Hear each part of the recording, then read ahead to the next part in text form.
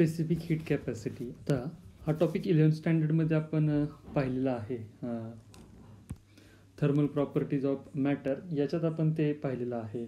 मग त्याची डेफिनेशन जर पाहायची असेल तर आपण डेफिनेशन देतो. स्पेसिफिक हीट कॅपॅसिटीची the amount of heat per unit mass absorbed or given out by the substance to change its temperature by 1 degree Celsius or 1 Kelvin अशा आपण डेफिनेशन त्याची सांगत होतो. ओके, तर डेफिनेशन तुम्हाला दिसत असेल.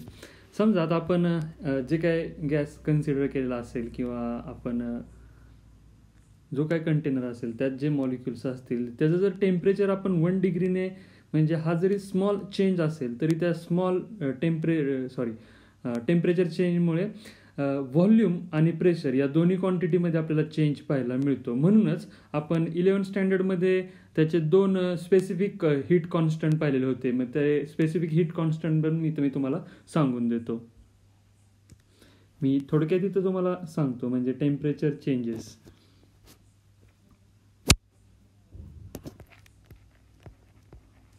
चेंज इन टेम्परेचर आपण जर बोलत असेल बाय 1 डिग्री सेल्सिअस म्हणजे आता हा कसा आहे तर स्मॉल चेंज आहे.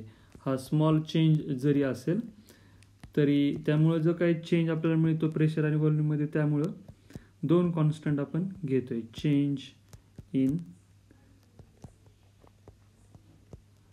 प्रेशर अँड व्हॉल्यूम मध्ये 2 जे काही कॉन्स्टंट आहेत त्यातला फर्स्ट वन मी इथे सांगतो. स्पेसिफिक हीट ॲट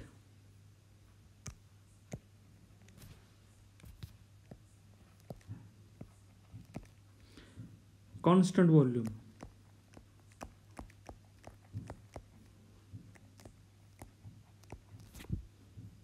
आपण त्याला डिनोट करत होतो सी सफिक्स व्ही. याची पण डेफिनेशन आपण 11th स्टँडर्डमध्ये पाहिलेली आहे. आणि सेकंड जो होता तो होता specific heat at constant pressure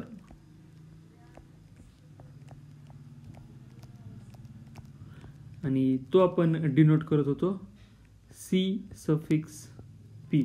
या दोन्हीच्या डेफिनेशन तुम्ही लास्ट इयरमध्ये पाहिलेलं आहे. म्हणजे ते आपण molar specific heat capacities of gases असं डिनोट केलेलं होतं 11th स्टँडर्डमध्ये. त्याची डेफिनेशन पण तुम्हाला 11th स्टँडर्डच्या बुकमध्ये मिळेल. Molar specific heat capacity of gas at a constant volume CV is defined as a quantity of heat absorbed or released for the rise or fall of temperature of 1 mole of gas through 1 Kelvin when its volume is kept constant CV. Similarly आपण CP ची सांगतोय when its pressure is kept constant. या दोन्ही definition तुम्हाला त्या बुकमध्ये पाहायला मिळतील. ठीक आहे. त्यानंतर आता आपल्याला याच्यातलं रिलेशन पाहिजे. Relation between CP and CV. ते रिलेशन आपल्याला कोण देतो तर ते मेयर्स रिलेशनमध्ये आपल्याला ते मिळेल. मग रिलेशन आपण पुढचा पॉईंट जो पाहणार आहोत तो आहे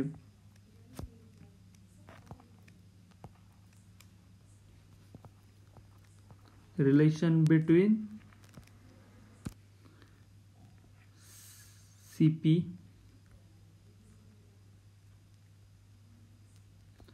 and CV.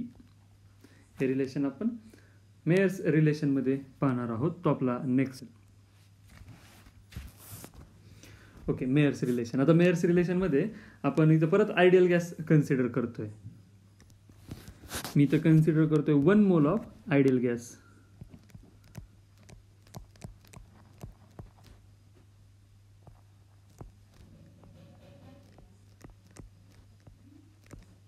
One mole of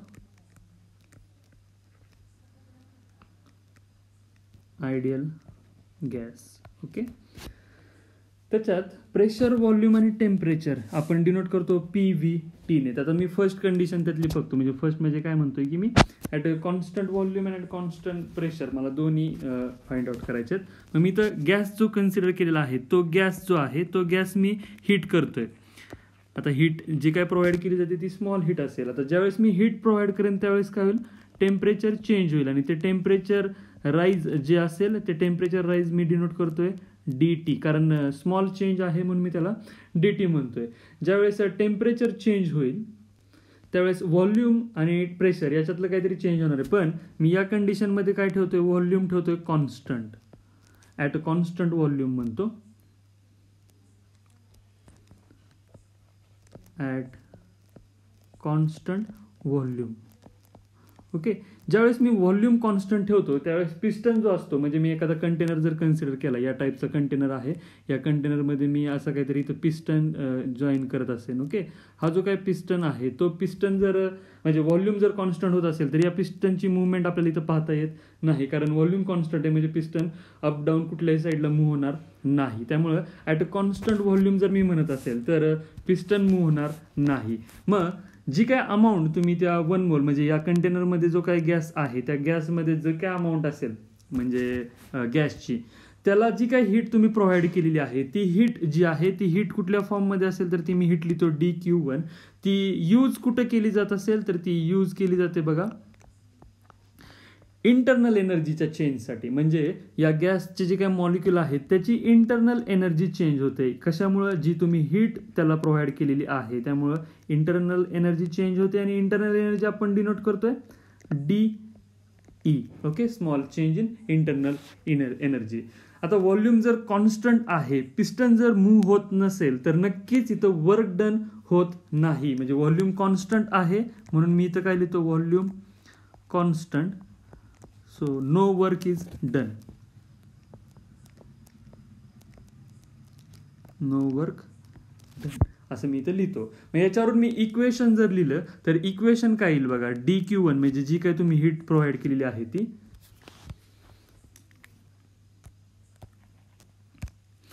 heat मी लिहितो dQ1 is equal to DE, म्हणजे इंटरनल एनर्जी म्हणजे ती कन्वर्ट झालेली असेल, आणि तीच एनर्जी मी ॲट अ कॉन्स्टंट व्हॉल्यूम देतोय म्हणून मी CV dt हे रिलेशन लिहितोय. आता CV म्हणजे तुम्हाला माहिती आहे की CV म्हणजे आपण म्हणतो molar specific heat of a gas at a constant volume. मी ते इथे लिहून ठेवतो, CV is molar specific heat of gas at constant volume, at constant volume. हे आपल्याला इक्वेशन इथं मिळेल. आता इथं हा पॉईंट व्यवस्थित इक्वेशनचा फॉर्म लक्षात ठेवायला, याला इक्वेशन नंबर आपण 1 म्हटलं तरी चालेल या रिलेशनमध्ये. DQ is equal to DE is equal to CV dt. Okay. आता नेक्स्ट ह्याच्यात आपण काय करणार आहे, जसं इथं आपण कॉन्स्टंट व्हॉल्यूम ठेवलेला होता, त्या कॉन्स्टंट व्हॉल्यूममुळे आपल्याला पिस्टनमध्ये मुवमेंट दिसत नव्हती, तसंच आपण इथं काय करणार आहे, आता प्रेशरला कॉन्स्टंट ठेवणार आहे. मग हे ॲट अ कॉन्स्टंट व्हॉल्यूम जसं आहे तसं आपल्याला इथं कॉन्स्टंट प्रेशरसाठी सेकंड कंडिशन पाहिजे. ती सेकंड कंडिशन इक्वेशन घेताना आपण गॅस तोच कन्सिडर करतोय जो आत्ता आपण फर्स्ट कंडिशनमध्ये घेतलेला आहे तो. मग इक्वेशन मी इथं लिहितो for second gas. Okay. Same अमाऊंटमध्ये हीट मी प्रोव्हाइड करतोय, म्हणजे इथं जर मला इक्वेशन लिहायचं असेल तर मी इक्वेशन लिहिताना लिहीन सेम टेम्परेचर किंवा हिटेड, अगोदर लिहूया आपण हिटेड, आणि त्यानंतर मी इथं लिहितो सेम टेम्परेचर, म्हणजे जो काही टेम्परेचरमधला चेंज मिळणार आहे तो टेम्परेचरमधला चेंज हा सेम असेल प्रिव्हियस कंडिशनप्रमाणे, म्हणजे तो DT मी कन्सिडर करतोय. पण इथं काय लिहितोय, ॲट कॉन्स्टंट प्रेशर. आता जर प्रेशर तुम्ही कॉन्स्टंट ठेवत असाल तर व्हॉल्यूम इन्क्रीज होतो. आता ही कंडिशन समजून घ्याव्या. जर प्रेशर तुम्ही कॉन्स्टंट ठेवत असाल तर काय होतं, व्हॉल्यूम इन्क्रीज होतो, कारण तुम्हाला त्या गॅसचं टेम्परेचर तुम्ही हीट प्रोव्हाइड करताय, टेम्परेचर चेंज होते, स्मॉल चेंज आहे DT. पण तुम्ही प्रेशर जर कॉन्स्टंट ठेवायचं असेल तर तुम्हाला व्हॉल्यूममध्ये इन्क्रीज पाहायला मिळेल, आणि तो इन्क्रीज मी इक्वेशनमध्ये दाखवणार आहे. तो इन्क्रीज देईल व्हॉल्यूमचा इन्क्रीज DV, कारण स्मॉल चेंज आहे म्हणून. अमाऊंट जी काय आपण हीट प्रोव्हाइड केलेली आहे ती DQ, ती DQ2 म्हणतो मी, युज्ड फॉर. आता इथे यूज जी काय झालेली असेल हीट प्रोव्हाइड ती इंटरनल एनर्जीमध्ये पण चेंज झालेला असेल, प्लस काहीतरी वर्क डन पण झालेला असेल. म्हणजे मी इथे इक्वेशनमध्ये लिहितो इंटरनल एनर्जी प्लस काय लिहितो वर्क डन. आता वर्क डन कुणामुळे होईल तर ते पिस्टन जो काय मूव्ह होणार आहे, मगाशी पिस्टन मूव्ह झालेला नव्हता, आता पिस्टन मूव्ह होतोय म्हणजे नक्कीच वर्क डन होईल. मग त्याप्रमाणे जर मी इक्वेशन जर लिहिलं dq2 is equal to DE plus DW is equal to CP dt. आता परत आपण इक्वेशन लिहितोय, याच्यात इंटरनल एनर्जी DE आलेली आहे प्लस वर्क डन होते कारण पिस्टन मूव्ह होतोय, is equal to CP dt. परत CP म्हणजे molar specific heat of a gas at a constant pressure आपण म्हणतो, तो पण मी तुम्हाला सांगतो. CP is equal to molar specific heat of gas at constant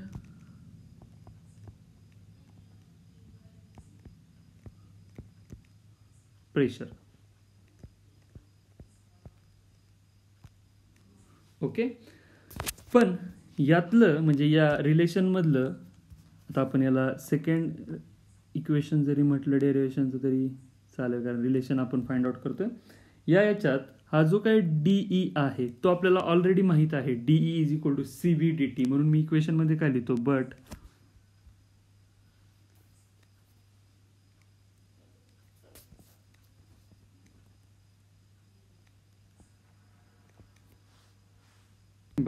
DE is equal to CV dt. त्याप्रमाणे जर इक्वेशन मी लिहिलं तर इक्वेशन मला मिळेल बघा, हेच रिलेशन लिहितो बघा, तर CP dt is equal to internal energy D change करतो ते इक्वेशन लिहितो CV dt plus work done DW as it is. Okay. आता याच्यात हे रिलेशन थोडंसं रिअरेंज केलं तर मला मिळेल बघा CP मायनस CV, या दोघांमधून मला कॉमन फॅक्टर मिळेल तो असेल DT इज इक्वल टू मी लिहितो DW. ओके. आता हे जे काय वर्क डन आहे ते वर्क डन म्हणजे इथं इन्क्रीज होतोय व्हॉल्यूम इन्क्रीज झालं म्हणजे वर्क डन होतंय, आणि हे वर्क डन जे काय वर्क डन असतं DW, हे वर्क डन आपण इक्वेशन मध्ये जर लिहायचं असेल तर त्याला लिहितो आपण PdV.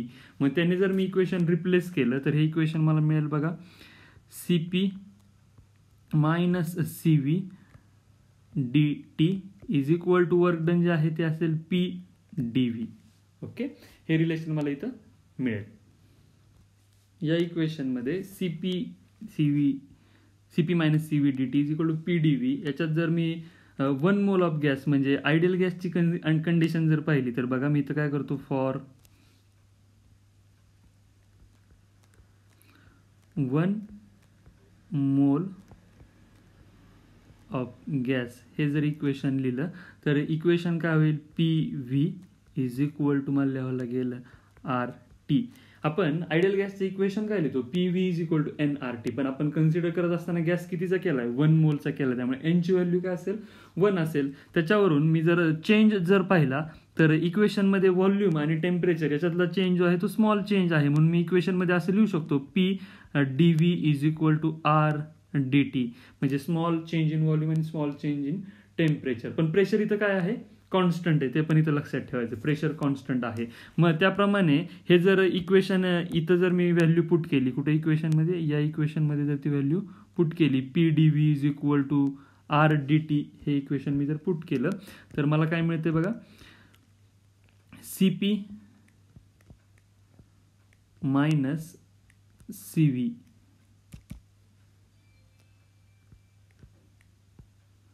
Into DT is equal to, आता हा PdV ला मी रिप्लेस करतोय RdT ने. ओके. याच्यात कॅन्सलेशन होईल, DT कॅन्सल होईल आणि इक्वेशन जे मिळेल ते इक्वेशन असेल CP minus CV is equal to R. Okay. हे जे काही रिलेशन मिळते त्या रिलेशनला आपण मेयर्स रिलेशन म्हणतो बिटवीन CP अँड CV. यालाच आपण म्हणतोय मेयर्स रिलेशन. मला ब्रॅकेट करतो, हे तुमच्या लक्षात येईल.